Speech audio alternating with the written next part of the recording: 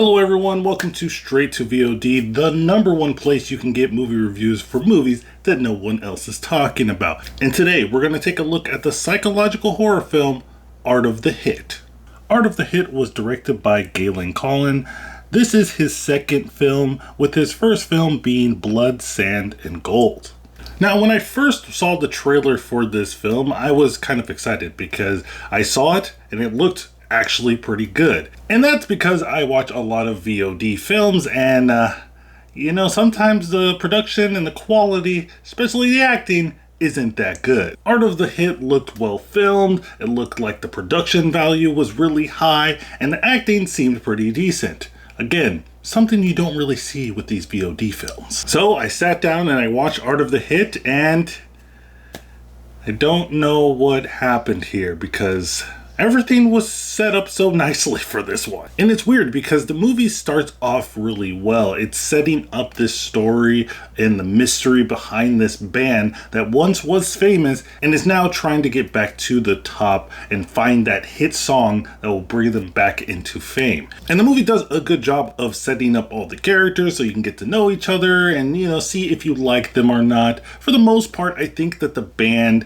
and everyone in it is pretty well done. And throughout the film, they are teasing this big reveal or something mysterious is behind everything that's going on. And they give you glimpses of that mysterious thing, but then they quickly and awkwardly go back to like, everything is fine and let's go on with this story of trying to find a hit. And it just made me feel kind of confused, and it made me feel a little bit awkward because I didn't know if they knew what they were doing or what kind of direction they were trying to get. And I know you can kind of say like, hey, that's the point of the film, Anthony. They want to make you confused. They want you to think something else when in actuality it's something else. And I totally get that. And that's probably what they were doing with this film. But for me, it made me confused in the wrong way. Like, I was confused and I didn't really care what was going on or want to know what was going on. Now, this is a psychological horror film, and typically these type of horror films don't have a lot of big scares. But with this film, when it does have the horror elements,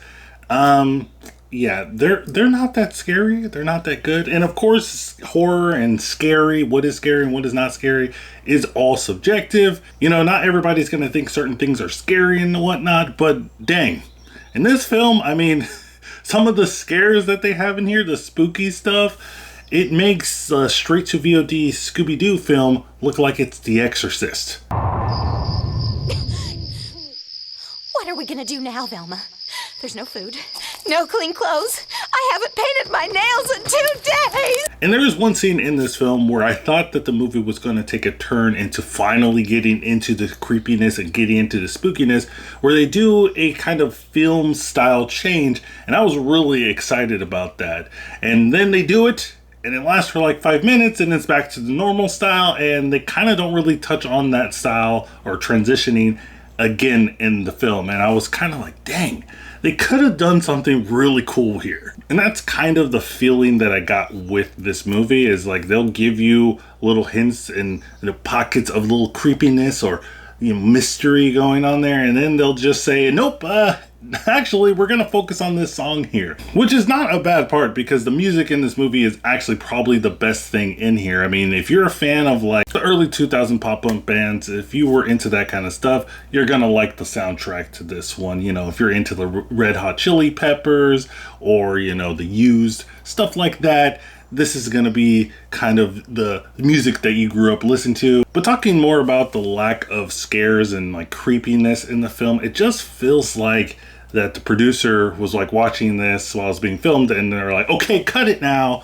The budget's not that high for this, so, this is all you're gonna get. But like I said, the music in this movie is really well done. They do a good job of making us believe and care about the band members of this band. You really can feel that the actors are doing, the best that they can do with the stuff that they're given, of trying to create this family feel with the band, and you can see the tension between some of the band members. That aspect is good. I really liked it. But the overall package of this film it's just not good. Overall, guys, this movie is just not my cup of tea. I went in expecting something a little bit different, and that could be my fault for the most part, but it's just really slow, and when it does get to the big reveal, it's kind of boring and confusing, and not in a good way. But of course, guys, the most important thing that I want to know is, what did you think about this film? Did you like this film? Did you hate this film? What did you think about the music? Did you like the music in here? You know, I did a Spotify like challenge, I guess, on Instagram, and they asked you to search your day list and see if it's accurate. And my day list was pretty much like dad in his 30s listening to pop punk and trying to relive the old days, and that's pretty accurate. But of course, guys, don't forget to like and subscribe, do all that stuff. We are on our way building up this channel. Thank you guys so much for all the support, and remember, keep watching movies.